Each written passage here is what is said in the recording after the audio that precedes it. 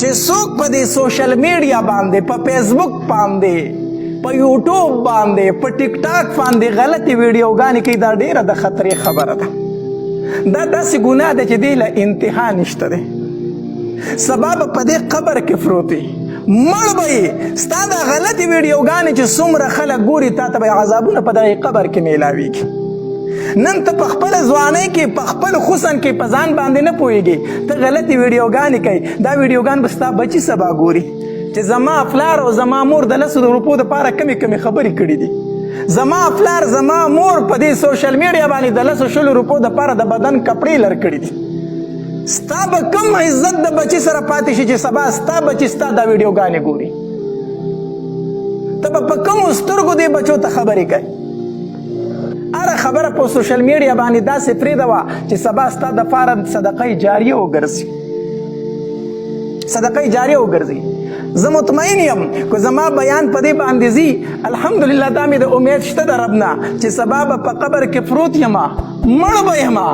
په خاورو کې به پروت یمه په لحد کې به پروت یمه چېرته زما د مرګ نه پس په زما بیان یو ځای کې څوک واوري او عمل به پرې وکړي الله به ماته په دې قبر کې نیکۍ راکړي داسې نیک اعمال وکړه چې سبا ستا دپاره صدقه جاریه وګرځي ولې د 100 روپو دپاره خپل آخرت تباه کوي زه وایم د چا چې په آخرت باندې ایمان وي دا دعوه کوي زه مسلمان یم زه الله منم زه د الله رسول منم زه آخرت منم زه جهنم منم زه جنت منم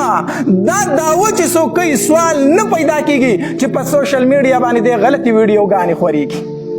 ولی زما چې دا عقیده شته چې د مرګ پسه سزا هم شته او جزا هم شته چې دا مې عقیده شته زه به داسې کار وکړم چې سبا د هغې سزا ماته میلو شي دا کم خلک چې په سوشل میډیا باندې غلطې ویډیوګانې خورئ په حقیقت کې د دې خلکو په آخرت باندې یقین نشته دی